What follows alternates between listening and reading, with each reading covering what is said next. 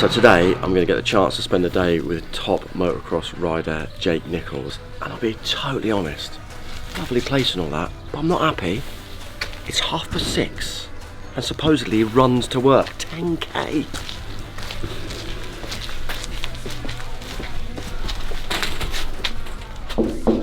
I mean, who runs to work at 6:30 in the morning? When I was an athlete, I didn't do this. Morning. How you doing? Are you mad? Is this like a frequent routine for you to run 10k to work? Fairly frequent. Are you not up for it? Well, I was up for it 25 years ago, but yeah, maybe not now. But Not this time in the morning. I'm looking forward to today. Would this be regarded as the fun part or just This is the easy part, I would say. the easy part? Yeah, I can turn my brain off and just trudge along. So yeah. So the easy part is a 10k run to work? Definitely. Alright, let's go.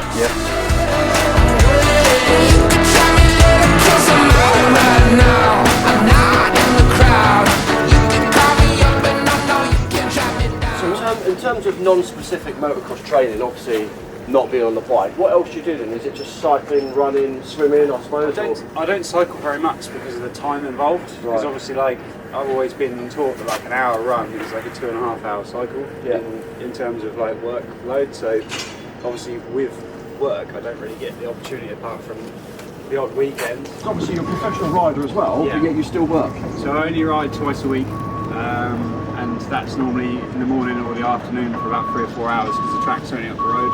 But like, normally I'd run to work and then do a full day and then train about 5:30 or 6 again for an hour and a half. Is it a proper, with all due respect, hard day's work here? Yeah, you get it's involved, decent. Yeah, I'm operations director, so I'm, there's tippers, there's plant hire, there's an aggregate yard working, so there's so much. And obviously being owner's son, my dad doesn't roll in here till like 9:30, 10 and leaves at 5, so I cop all the where are you not here? Yeah, so I don't know, you do it. I painted my fence the other day, it took me 6 hours and I was knackered for 3 days, and that's true.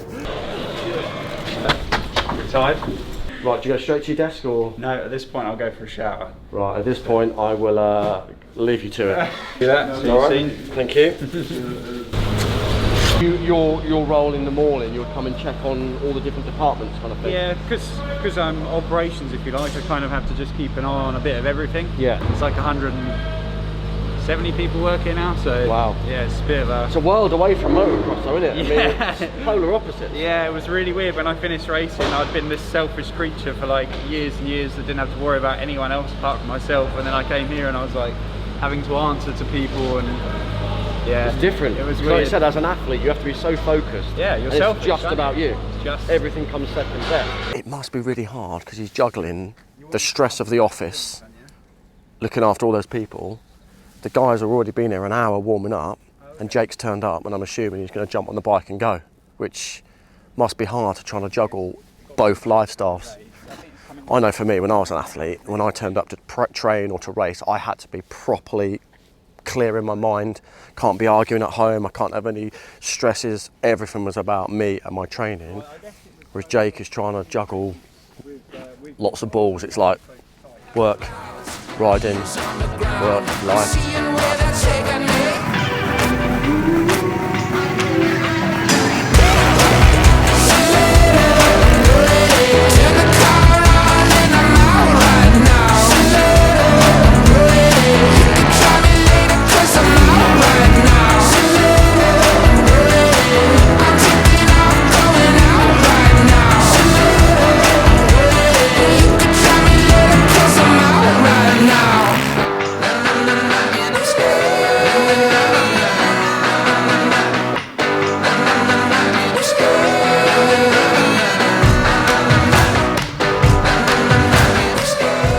Jake, it feels like I've been awake already for about 2 days. Ran to work, you've done some work, you've trained. Yeah. Now normally you'd go back to work, is that right? Yeah, generally go back to work, but as you're here, I thought we'd give you a little treat, a little run out. Is this how you would normally relax at a weekend or something? Yeah, this weekend, have a bit of a laugh, get a few lads around, have a bit of a tear up on the track. We've got a proper track made for these. So yeah, a bit of a special occasion wagon, but today's a special occasion. So for you, just to get my head around it, for you to relax, it's all literally petrol related, adrenaline, going fast, that's how you relax? Mountain biking, a bit of this, bit of jet skiing, that's relaxing. I've heard a lot about this, so I can't wait.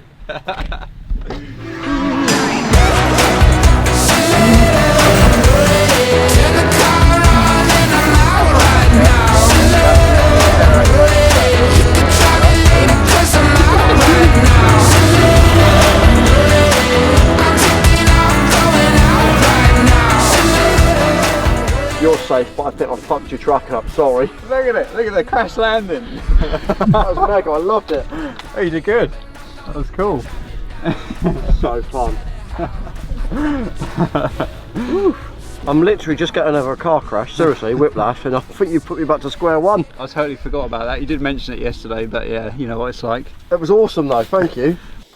Jake, it's been awesome spending time with you and seeing a glimpse of your lifestyle, but it's mad, it's chaos. But you seem quite controlled with it all. It's pretty hectic, yeah, but I enjoy it, and I think that my outlook is, while I'm young, I'll make the most of it if I can, and then one day I'll be a boring old man that just works all the time, I suppose. So I don't think you'll ever slow down. I mean, you work hard, but you clearly play hard as well. I mean, to juggle the job with the riding, a lot of people would say, surely you're taking on too much. I mean, most people you race, I'm assuming that's their full-time job. It could be yours, yeah. But you choose to work hard as well. Yeah, that's it. I mean, I'm fortunate in that, you know, I'm part of a family that's got a family business, and I've got a sister, but she's not in the business. So for me, it was an obvious. Once I finished racing World Championships and I wasn't in Europe all the time, it was an obvious step for me to become part of the business. But yeah, quite how in depth I was going to be, I didn't know. But obviously, yeah, I'm full on. But I enjoy it, to be honest with you. I do get a buzz out of it. Sometimes, obviously, you go home with a bit of a headache, or quite a lot of the time. But that's more people normally rather than actual machinery problems. I don't know how you switch off though, because I'd find it quite hard to differentiate between your work stress and then come in here and quite frankly, it's dangerous what you do. You've got to be on the ball. Yeah. But somehow you have to have that switch, do you, to think, right, I'll deal with those emails later. I'll deal with that stress from work. Right now, I'm a rider. Because time is of the essence for me. I've always got like a bit of a program. I don't just come here and ride. Do you know what I mean? I've always got like, right, I'm going to do 10 minutes or 20 minutes and a block, if you like, and then I go. So, you know, it's pretty structured. And then, and for that, I just go as hard as I can. And when you go as hard as you can, you know, you can't think about much else, can you? No. It's good that you're hungry for success and you're willing to work hard to get there. Yeah, I think that's been a driver of mine for years because, you know, we used to turn up and my dad's always had nice things and we'd have a nice camper van or a nice van to go to the race, and it was like, it's all right for him, he's got a good bike or whatever like that. And even my dad, to a certain extent, when I was 14 and 15, had a few injuries, and I wasn't, you know, I grew up racing with Tommy, and Tommy was like there when we were 15, and I didn't make the jump quite as quick or as easy. But it was a big driver of mine. Even my dad was like, you know, do you think you should just sort of? And I was like, no, I still want to do it. This is, you know, this is where I want to be. And he always wanted me to work with him because he worked with his dad from he was like the age of like 11. Yeah. Didn't go to school, just worked, and he always wanted me to do the same. And I had no interest in it, honestly. I just wanted to be a world champion, and that was kind of my vision all the way through. And a big part of it was to prove people wrong. That oh yeah, it's all right for you, you've got money, but you know, as an athlete, you can't get anywhere. Don't get me wrong, I've had help. You know, I've obviously had a nice bike and this, that, and the other. You know, here and there, you get a little bit of a leg up, but it doesn't make you a professional motocross rider. You know, and like you said, you're lucky. Yeah, you've ridden nice bikes and you've been financially helped along the way, but you've done this. Yeah, definitely. And I think that's also a big part of how I've found the transfer to work life like quite easy, because I have a different relationship with my dad. Like, we have a real good relationship, because as a father and son in riding, we weren't good. I couldn't listen to him. I never listened to him because he'd never done it. And so I was like, he doesn't know. And so in the end, he sort of said, right, you go racing with them. I'll buy you a bike and you see how you go. And that's where I made a step, because I didn't have him in my ear. Yeah. And I got better. And with work, it's sort of same, like, you know, I knew that I had to kind of start at the bottom in the work. You know, I was loading a screener in our yard for 6 months and kind of sussed it out. And it was really, really difficult. The first 6 to 12 months, I was properly lost in the business and I didn't know where I was going to be at and stuff, but kind of just stuck at it. And I want to do it, and I know where I should be and where I need to be. In a weird way, do you think work life has helped you as a rider? Because does it take the pressure off a little bit in terms of you've got another focus now? Massively. I mean, like it was 2018 was my first year where I wasn't full time. Like I was working, and straight away I was just at the race with a different attitude. I was so happy to be there, happy to be like out of work for the week, and just couldn't wait to ride my bike. You know, perhaps used to ride 3 or 4 times a week. Now I only ride twice a week, and it's just, you know, I'm so grateful every time, and it's a hobby. It's like gone back to a hobby, if you like, that obviously I get to do professionally. Because people would think probably the opposite. Someone like Tommy, for example, he's obviously full-time, he's concentrating on his riding day in, day out, whereas you can take yourself away from it. I would assume as an outsider, well, surely he's got a massive advantage because he is just riding all the time or just concentrating on that. But you're saying the opposite for you. Yeah, I don't see it as an advantage because I know that I work as hard or harder than all of them still. Do you know what I mean? So I think that's why mentally I'm good with it, because I know that it's a bit harder for me to do the time, but equally that's more gratifying a little bit because you're like, yeah, well, I'm still doing it, and I'm doing 11-hour days. I'm always late for everything with racing on purpose. I never turn up early. I'm always like get there at the last minute, roll up to the start line right before we're supposed to go up and stuff. And it puts me under more stress. It really does. Like, it's not like I'm just relaxed and I cruise up there, but I know that if I sit there and I'm early, I start thinking, and when I think, it goes tits up. Do you think people's perception might be incorrect of you then in that way because of the way you handle your business and turn up last minute and get on with it? Yeah, perhaps. I'm really, really unapproachable on race day, and I think I'd like to think I'm an approachable person, but I don't want to know about it on race day. I don't really want to speak to people, and I just kind of look through everything. I think the will to win is still massive. Do you know what I mean? I lost the British Championship by 4 points 3 years ago through breaking my leg without even crashing, like 2 weeks before our last round, and I'd pretty much like sewn it up. I had like a 38-point lead, and that was my first year racing national stuff without while working, and so it was going to be like a massive thing for me to say, you know, I've won and I'm working, if you like, and then obviously I had that, so that's a massive driver for me because I came back from my leg where it was really, really bad, and it was like touch and go for a while with it, and then, you know, being able to run, and well, I was definitely not going to be able to run apparently, but ride and stuff. So yeah, I've had a bit of a hard time, to be fair, but it hasn't put me off one bit. One thing I'd like to ask about the relationship you've got with your teammates. So say Tommy, for example, you know, your teammates, but you are rivals. Your bikes are set up differently, and I can gather there is a little bit of like secrecy around you both ride maybe different styles and so forth. Yeah. You seem to get on really well. I mean, Yeah. I find that an interesting dynamic because I would never have trained with one of my main rivals because I'd think, why would I help him at all get better and get closer to me by seeing my secrets, if you want, or you know, me bringing out the best in him. So how does that work in terms of, you know, you've got to shake hand and be mates, but you want to beat each other up on the track? Exactly, it's weird, but I've raced him since I was 6. We've raced together in East Kent, like schoolboy championship and stuff, so I've known him so long, and he's only a year older than me, so we've been in the same bracket for years, and since we were about 13 or 14, he has always been slightly better than me. He had a lot more success than me in the World Championship stuff, but we were always like kind of got on, but we're very different people. Do you know what I mean? Tommy's a bit more showier than I am, and a bit more sort of on the scene, if you like, and a bit cooler, whereas I've always been a bit more in the background and not really bothered about anything of that, just want to race and kind of get on. But we've always got on. We're not particularly close because, like I said, we're just different people, and that's just how it is. But I can see the respect is there between you two. I've watched you both, and as you said, you are different characters. Yeah. No, but you definitely seem to have that mutual kind of like respect. I think so. You know, from my side, I've always been, you know, well aware of how good he is. Obviously, because I've faced him most of my life in racing terms, and anyone that's better than you, whether you like him or not, you have to respect. Obviously, in a certain way. But I've always raced good with him as well. When we've had battles, it's never got to the point where it's like you're at each other's throat. And like I say, we're different people, and Tommy's quite a soft person, like in general as well. So you wouldn't really have a tear up with him. He's not that kind of a person either. But yeah, in terms of like teammates, it's weird. It's not that easy. As a team, you want to see each other do well as well in a strange way. Yeah, I don't want to see him do well. I've got no interest in that. But no, I mean, you know, there's no ulterior like motive to it. But it's not like I'm not bothered how he gets on. Really? I really am not. No. But you know, obviously for the team and the sponsors and stuff, it's better. But if I'm being totally honest, it really makes no odds to me. I just want to beat everyone. Do you pay much attention to his lap times and stuff that he's doing over the last couple of days, or do you pretty much do your own thing? No, every time we're on the track, we all ride together.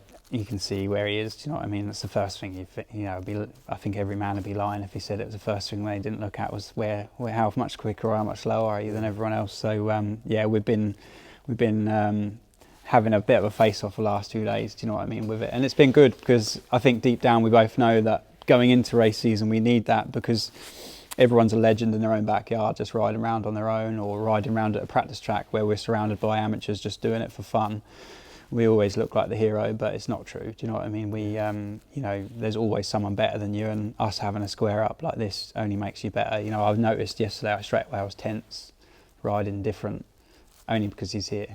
And your relationship with Dave, your team manager, it's really nice to see, because you almost seem to me like your mates. It seems really quite relaxed. I'm sure he can be strict, but yeah, it's nice, isn't it? Dave's never really been that strict with me, because I've trained with him since I was 15. I used to go, when I left school, I used to go get a train from Ipswich to Columpton near Exeter, and basically live there all week and then come back on a Friday. And I did that for like 3 months in like 2005, 2006 and 2007, and we just trained 5 days a week. And so he knows my character. Like, he knows he hasn't really got to say too much to me. Like, it's almost sometimes just slow me down a bit in terms of what I'm up to off the bike and stuff, training wise, rather than go, you're not doing enough. You know, he kind of moulded me in terms of my training all those years ago. You know, when you're 15 you just pick up on something and that's it. And he had a really good reputation for being, you know, a strong man and of the sport, if you like, and fit, really fit. So from that side it's good. And then with Honda, they've always had the most professional team in the pits in Great Britain. But obviously when I was racing World Championship, I could never ride for them because they didn't want to go across the water. And I had no intentions at that time of only racing in Britain, because I had my sights set on obviously World Championships. And it was the first thing when I decided to race nationally. It was like my first call was to him. I hadn't even tried the bike at that point, and then I got on Honda, and straight away I was like, I must admit, it was like a big sort of step with the bike. And you knew then, you'd done the right thing? Yeah, big time. You know, I kind of didn't have any doubts with the team and the outfit, because it's professional, and you can see that in terms of how Dave is, but obviously their presentation as well and the sponsors they have. But the actual Honda bike itself was the biggest shock for me. Does it help that Dave is an absolute legend in the sport as well, in terms of, you know, I know from other people who do different sports, you know, you get coaches who bark their orders at you and you think, well, how do you know? You've not even done it. Yeah. But you can't argue he's been an amazing rider himself. So does that help, the sort of respect for him? Yeah, it helps so much. And like, he hasn't got to say hardly anything. You know, he would stand on the start line and I'll be eyeing up like a line for the start. He'll just sort of like nod and look at like a bit of grass on the right, and then I'm like, yeah, I'll go for that then. And he doesn't even got to say much, you know, it's just like, that's it. And then there's times where he'll come in after a race and be like, you need to, that turn there, just have a look. And when he says just have a look, it means do that every lap. Really? And I'll never forget last year he told me to use this line at this track called Custer's Course, and I didn't use it. And he was like, you didn't use that line. And I was like, oh no. And I was gutted. It was like really embarrassing. The first time I felt like really disappointed in myself, because he'd said it like, try that, and when he says try it, it means use it. And in terms of your sort of work riding balance, is he happy with that? I mean, obviously he wants to get the best out of you because he's your boss.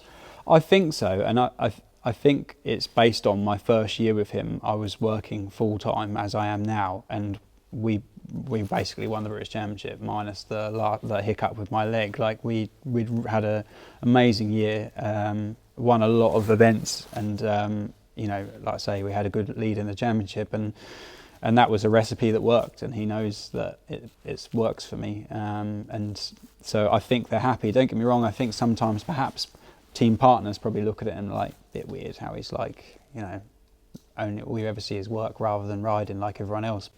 So riding's going well, the work's going well, family life's good? Yeah, I met your daughter today. Yeah, little one, yeah. She's so cute. She's at a good age where she's not answering back and she can't get about too far at the minute. Yeah. I guess it's all going to go. Yeah, it's all downhill from here. So it gets tough. But yeah. But no, so, but yeah, it's been good having you here as well. Honestly, thank you for having us, because it's been really fascinating to see your old bikes, and the setup here is amazing. And I think you enjoyed the buggy as well. Oh, that was so good. I'm going to have to come back. I'm going to get some more riding lessons, and then when I can get on your track and do myself a bit of justice, I'll be back. Book some more track days No, it's in been as well. wicked, thank you. Awesome.